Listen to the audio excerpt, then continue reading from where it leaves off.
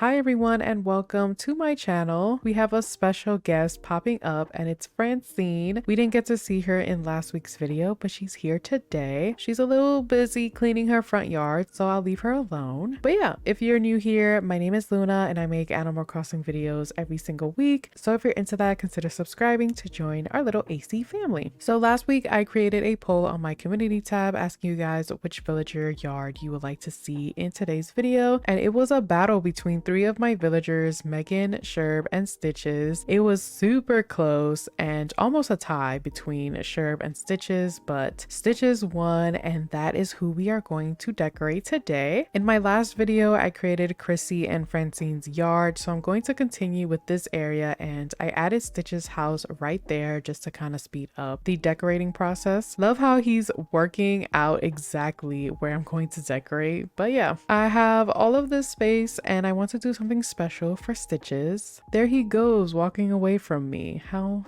lovely. So for Stitch's yard, I wanted to do a lot of things. I wanted to add toys to his area. I just felt like it just fits his personality and what he loves, but I also don't want to add too many toys, and I still want to keep with the Alice in Wonderland theme. So I picked out some items that remind me of Alice in Wonderland and some items that I haven't used in a while. I have this area here for a while and I didn't know what I wanted to place here, but after doing Chrissy and Francine's yard, I was like, I should definitely add a villager home up here. And then I instantly thought of adding Stitches here. I felt like he would just blend right in. It's so funny because at one point I had a bunch of bears on my island, and I love bears. Like, I love teddy bears so much, and that's why I have such a soft spot for all of my cubbies, just like Stitches. And so now my island is mostly bunnies. So I was thinking about getting Ruby as the white rabbit, but I started thinking about the villager hunt and how long it might take me to get Ruby. I mean, I might get lucky and get Ruby right away, but with my history with villager hunting, that's not gonna happen. I usually don't get that lucky. I will never forget when I realized that I can actually villager hunt and not take the first villager that I see on a mystery island, because that's what I used to do when I first started playing this game. When I found out that Maple had my birthday, I was just like,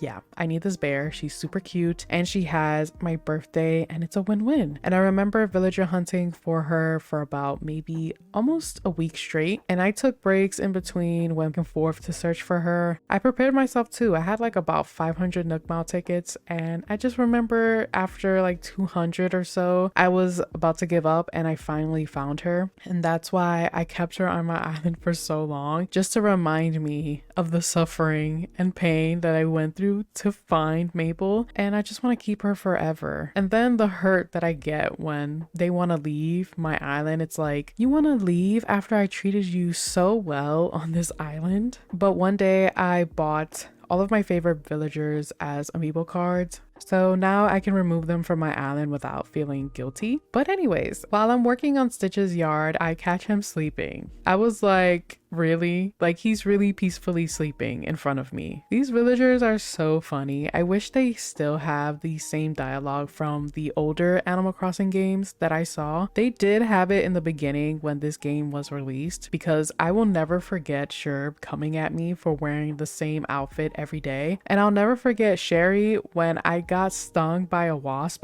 and she literally said, "Ew, what's wrong with my eye?" and then proceeds to give me the recipe for medicine. And I was just like, did she just say ew to my eye? I mean, she's not wrong. It is ill. And then I'm just staring at her like, did you just come at me like that? And when I tell you I was too stunned to speak, like, she really came for my soul when she said, "What's wrong with your eye?" Then I found out she has a sister personality, and I was like, wow, that makes so much sense, because that's literally what a sister would do. Like, they would literally come for you, but then still take care of you. But anyways, back to what I'm doing. I'm just building up the entrance to Stitch's house. I'm filling it up with my usual items. The one thing that I was having trouble with in this area was the fact that it's a bigger area, and I knew what I wanted to put near Stitch's house, but what I didn't know what to do was in the middle next to the Red Queen's castle. And I love how everything was looking so far. I just didn't know how to connect everything together, and I just didn't know what to put here. So I went back to my storage and started looking at everything that I have, which is a tip for you guys if you're like me where you're stuck. Go back to your storage, look at your catalog, see what items is there, because sometimes we forget the items in the game because there's so many. And I remember that I had this teacup ride, and then I started thinking, teacup ride, maybe I can have like a little eating area with some bears, like a little bear hangout. So I started adding the mama bear and some chairs so that I can sit here with my villagers. Of course, I added my bunny day stool, and then I added my giant vine, but of course the main star of this build is the giant teddy bear. Also, I forgot to add a little cushion for myself if I ever wanted to sit under the tree. And I'm finishing off the build by placing Stitch's photo in front of his house.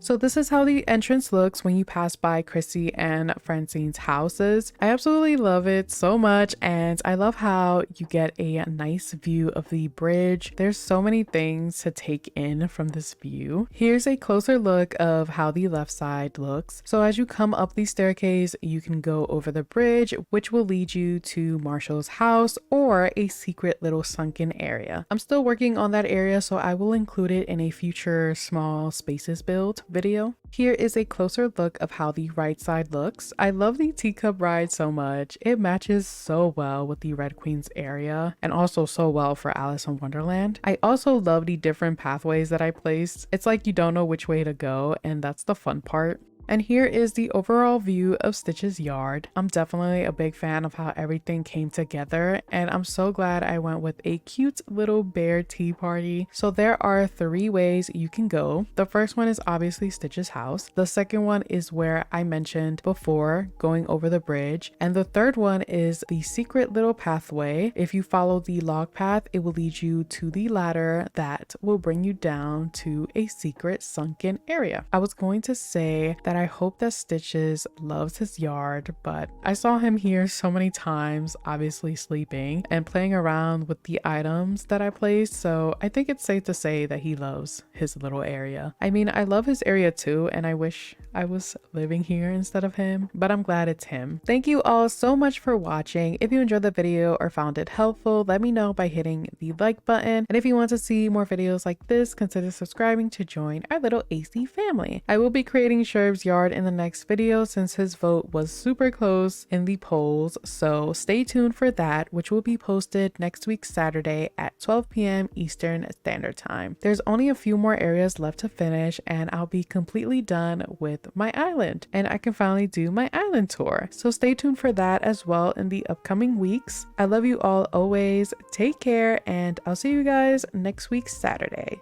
Bye.